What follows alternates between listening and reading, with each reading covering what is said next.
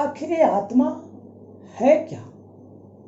ये कहाँ से आत्मा हमारे शरीर में आता है और कहाँ चला जाता है? आज तक कोई भी साइंटिस्ट इसको नहीं समझ पाए। आज परमात्मा को किसी ने नहीं देखा। आखिर परमात्मा है कहाँ? परमात्मा का स्वरूप कैसा है? हाँ, हमारी ग्रंथों रामायण महाभारत भागवत गीता के अनुसार हमने परमात्मा की छवि को फोटो, शिवलिंग, मूर्ति इत्यादि अनेक प्रकार से छवि को बना करके हम उसका पूजा करते हैं, प्रार्थना करते हैं और उनको भगवान मानते हैं। यह तो अच्छी बात है, यह तो हमारी मन की शांति के लिए है।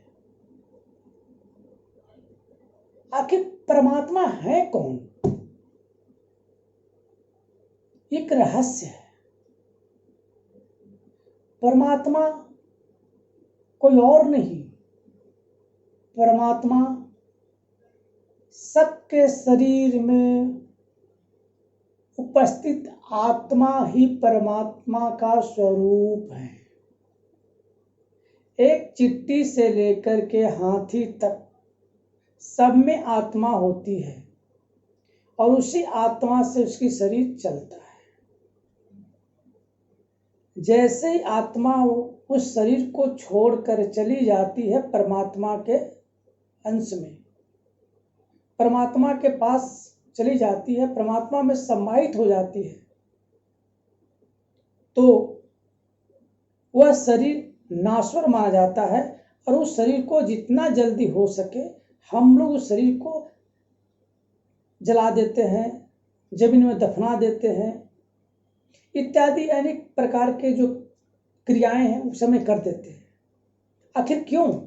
और आकर हम नहाते हैं, शुद्ध होते हैं, घर को धोते हैं, कपड़े को धोते हैं। जिस व्यक्ति को कल आपने उसको अपने गले से लगाया, जिस व्यक्ति को साथ में सोया, जिस व्यक्ति के पैसे लिया, जिस व्यक्ति से खाना खाया, आज उस व्यक्ति के शरीर से अगर आत्मा निकल जाती है तो उस शरीर को हम लोग जितना जल्दी हो सके उस शरीर को हम लोग जला देते हैं और आने के बाद नहाते हैं, उसके सारे कपड़े को हम लोग कहीं न कहीं फेंक देते हैं। आखिर क्यों? जब शरीर नाश्वर है तो हम इस शरीर की चिंता क्यों करते हैं?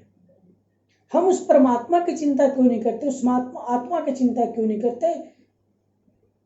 क्योंकि वो अदृश्य शक्ति है, वो हमें दिखती नहीं। हम सांस लेते हैं, हमें सांस दिखती नहीं। तो जो अदृश्य शक्ति है उसको पाने की हम चेष्टा करें, उसमें ध्यान लगाएं, मेडिटेशन करें, ध्यान लगाएं।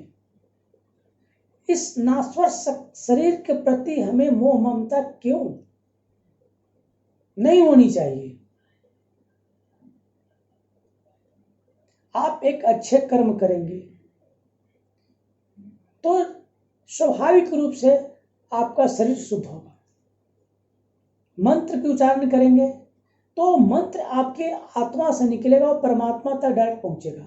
जिस तरह से आप किसी मोबाइल में सिम को एक्टिवेट करते हैं तो आपके हाथ में जो मोबाइल का सिम है, जो नंबर है, वो डायरेक्ट जो है जो कंपनी आपको प्रोवाइड कराती है, दोनों में आपस में लिंक हो जाता है टावर से।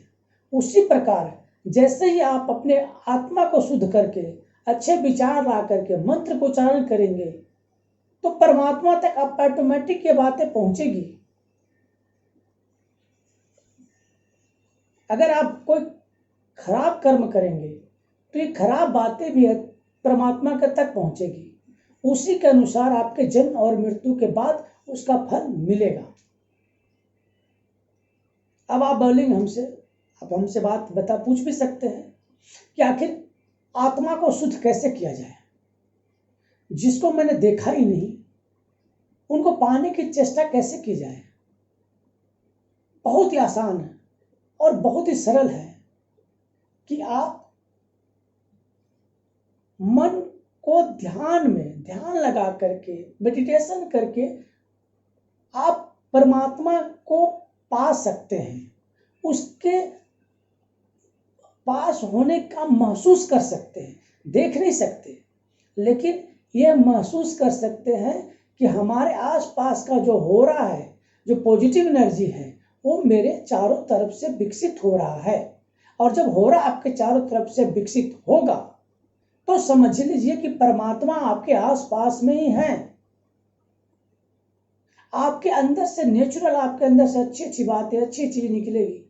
आज हम लोगों ने लाइफ को क्या कर लिया है, जो हमारी 100 साल 150 साल की जिंदगी हुआ करता था, आज 50 से 60 साल की एवरेज आयु हमारे मनुष्य जाति का हो गया।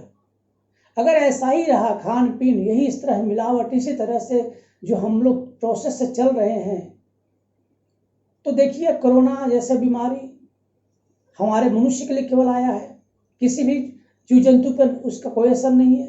तो एक दिन ऐसा आएगा कि हमारे जो जिंदगी है 50 साल 60 साल 50 साल 60 साल के बाद हमारी जो मनुष्य की जो आयु है वो आपको 20 से 25 साल की हो जाएगी, और धीरे धीरे करते करते 100 साल के बाद 150 साल के बाद इस पृथ्वी से मनुष्य जाति का अस्तित्व खत्म हो जाएगा।